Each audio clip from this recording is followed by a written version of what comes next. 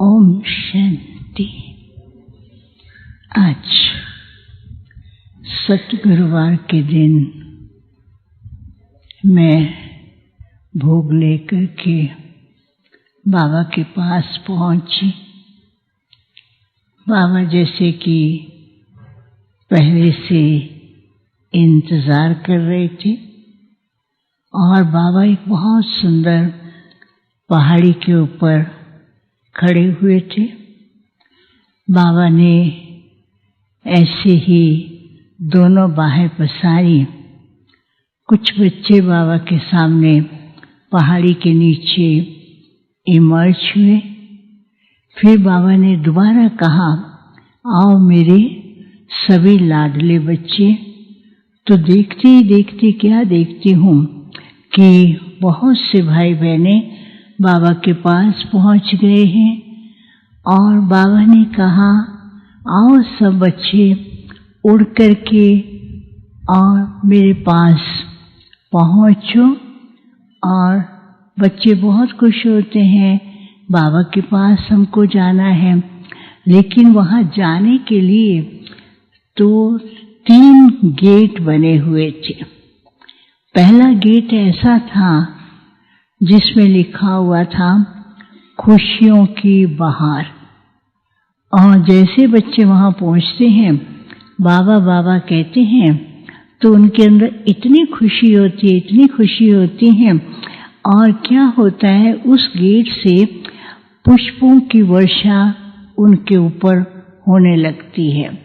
लेकिन कई बच्चे सोच रहे थे, हम इस गेट से कैसे अंदर जाएंगे, कैसे पार करेंगे। वो गेट पर पहुंचते थे और गेट बंद भी होता और जो पुष्प थे वो ऊपर की ओर चलने लगे। नीचे उनके ऊपर वर्षा की बजाय वो पुष्प जो है वो अलग प्रकार से ऊपर की ओर जाने लगे।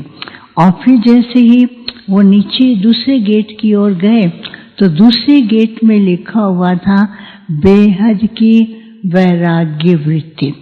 तो जैसे कई बच्चे वहाँ पर पहुँचते हैं और उनके ऊपर जैसे सत्युग के अंदर विश्व महाराजन आता है और महाराजन आता है, रॉयल फैमिली आती है, उनको रिसीव करने के लिए, उनको आगे ले चलने के लिए आगे वो उनके सामने होते हैं। तो ऐसे ही वो सब वहाँ उनके सामने उनको रिसीव करने के लिए खड़े हुए थे। और कोई बच्चे सोच रहे थे अब क्या करें। तो जैसे वो सोच रहे थे तो उनको कुछ भी दिखाई नहीं देता था, वो गेट को क्रॉस नहीं कर पाते थे। और तीसरे फिर गेट पर लिखा हुआ था स्व स्थिति का आसन और सर्व अधिकारी संपन्न। तो ऐसे लिखा हुआ था।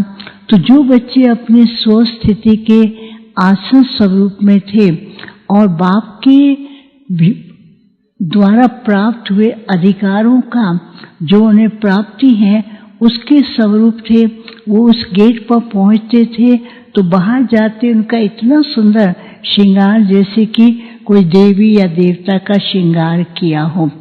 फिर जो बच्चे नहीं 3 गेट क्रॉस कर चुके थे तो बाबा ऊपर से उनको ऐसे हाथ करते हुए उनके ऊपर लाइट की किरणें पहुंचती थी।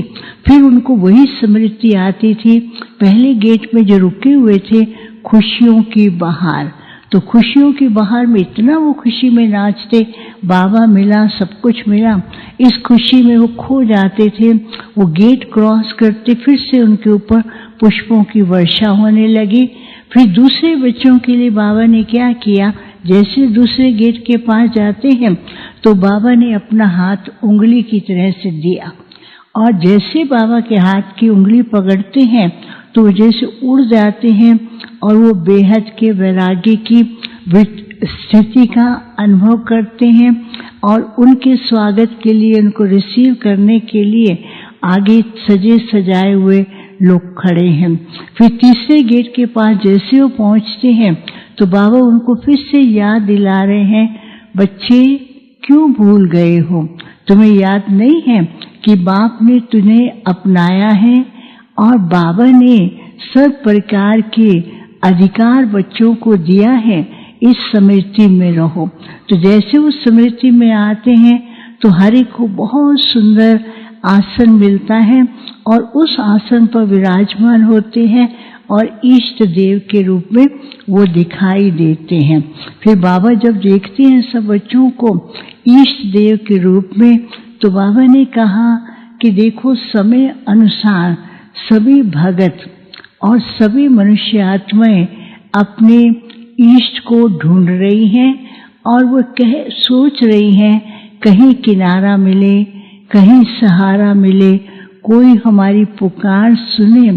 तो बाबा ने कहा कि अभी समय ऐसा आ रहा है, बच्चों को एक तो खुशियों में सदा अपने को भरपूर करना है और दूसरा है कि समय बेहद की वैराग्य वृत्ति की स्मृति दिला रहा है। कभी कभी कई बच्चे अलबेलेपन के कारण बेहद की वैराग्य वृत्ति को नहीं कर पाते हैं, थोड़ा समय होता है और बाहर के आकर्षण उनको अपनी ओर आकर्षित करते हैं। तो बाबा ने कहा जब तक बेहद की वैराग्य वृत्ति नहीं है तब तक अपने आत्मिक स्वरूप और समय की पहचान भक्तों को देने की जो बाबा ने जिम्मेवारी दी है वो जिम्मेवारी पूर्ण नहीं कर सकते हैं। फिर बाबा ने कहा बच्चों को एक बात का ध्यान रखना है कि बाप ने सर्व अधिकार और विश्व परिवर्तन तथा संसार के अंदर बाप की प्रत्यक्षता की जिम्मेवारी बच्चों को दी है। इसलिए बाबा बीच बीच में बच्चों को उस स्थिति का अनुभव भी कराते हैं और साथ में बाबा बच्चों को उस स्वरूप का भी अनुभव कराते हैं कि भक्तों को कैसे अनुभव कराना है, मनुष्य आत्माओं की मनोकामनाओं को कैसे पूर्ण करना है और ये विश्व के अंदर बाप की प्रत्यक्षता का झंडा कैसे लहराना है। फिर तो जैसे बाबा ने सब बच्चों को अपने सामने किया और बाबा बहुत प्यार कर रहे थे, तो बाबा को मैंने कहा बाबा भोग लेके आए, तो बाबा मुस्कुराने लगे। बाबा ने कहा बच्ची तुम अकेली भोग लेके आई हो, तो मैं चुप हो गई। तो बाबा ने कहा देखो सब बच्चे क्या कर रहे हैं, तो सब बच्चे ऐसे हाथ करके जैसे वो सब भी बाबा के सामने भोग लेकर के आए हैं और सारी संदेशियों को भी सब बच्चों को बाबा ने वतन में इमर्ज किया हुआ था और सब जैसे बाबा के सामने भोग की प्लेट रखते हैं। तो बाबा ने कहा देखो बच्चों की भावना का जो स्वरूप है बाप के पास पहुंच रहा है और बच्चों की भावनाओं का स्नेह का रिटर्न बाबा बच्चों को दे रहे हैं। तो बाबा ने जैसे अपने हाथ से भोग उठाया और सब बच्चों के पास वो भोग पहुंचता है और भोग के साथ साथ एक वरदान भी पहुंचता है जिसमें लिखा हुआ था ड्रामा के हर सीन को साक्षी होकर देखना है, साक्षी दृष्टा होकर रहो। बाबा ने कहा ड्रामा के अंदर कई अलग अलग प्रकार के सीन आ रहे हैं, आगे चल कर के भी कई प्रकार के न चाहते हुए न मन न चित कई ऐसे परिस्थितियां आ जाती हैं। तो बच्चों को हर परिस्थिति को ड्रामा के अनुसार साक्षी होकर के देखना है। फिर बाबा सब बच्चों को बहुत प्यार भी कर रहे थे।